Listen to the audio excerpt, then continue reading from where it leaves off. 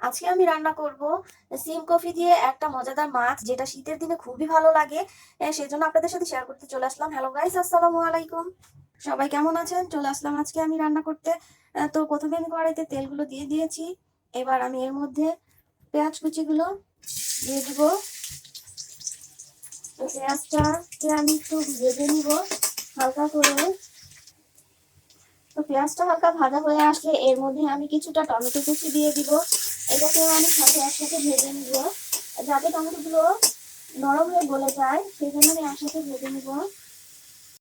আমি একসাথে আদা বাটা, হলুদ, মরিচ গুঁড়া, ধনিয়া জিরা, লবণ সব একসাথে আমি গুলে রেখেছিলাম। এটাকে দিয়ে আমি মশলাটাকে একটু ভালোভাবে কষিয়ে নেব। তো আমার মশলাটা দেখেন কষানো হয়ে আসছে, ওপরে তেলগুলো ভেসে উঠেছে। এবার আমি এর মধ্যে সবজিগুলো দিয়ে দিব। সবজিগুলোকে আমি একটু মশলার সাথে ভালোভাবে মিশিয়ে নেব।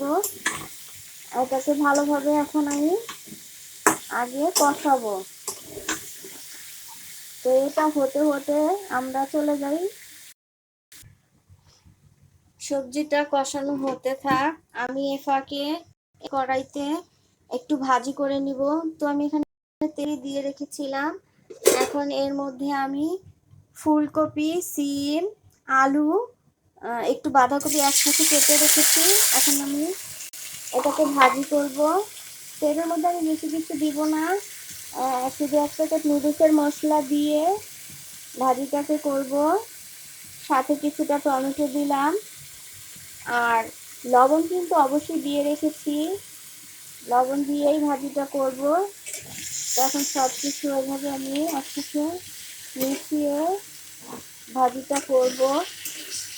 অবশ্যই আমার ভিডিওটা কিন্তু আপনারা সম্পূর্ণ দেখবেন, আর যাদের ভালো লাগবে ভিডিওটা সম্পূর্ণ দেখে একটা লাইক কমেন্ট করে আপনারা পাশে থাকবেন। এদিকে আমার সবজিটা কিন্তু কষানো হয়ে আসছে, দেখেন। একটু ভালোভাবে কষিয়ে নিয়ে তার মধ্যে আমি পানি দিয়ে দিব।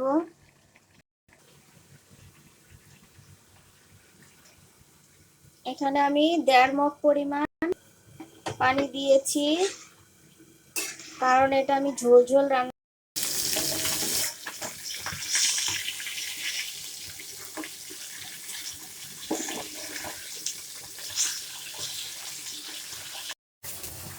এখন আমি এর মধ্যে মাছগুলো দিয়ে দিব।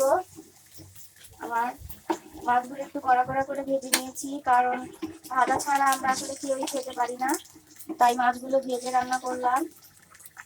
এখন আর আমি এটাকে বেশিক্ষণ রান্না করবো না, 5 মিনিট রান্না হলেই আমার রান্নাটা কমপ্লিট হয়ে যাবে। তো উপরে কিছুটা ধনিয়া পাতা দিয়ে দিব, আর আমি 3-4 মিনিট অপেক্ষা করব রান্নাটা হওয়ার জন্য। এই যে আমার রান্নাটা কমপ্লিট। আর একটু ঝোল ঝোলই রেখেছি, কারণ শিং মাছের ঝোলটা অনেক ভালো লাগে। তাই অবশ্যই আমার ভিডিওটা কেমন লাগলো কমেন্ট করে জানাবেন, আর এতক্ষণ পাশে থাকার জন্য সবাইকে অনেক অনেক ধন্যবাদ।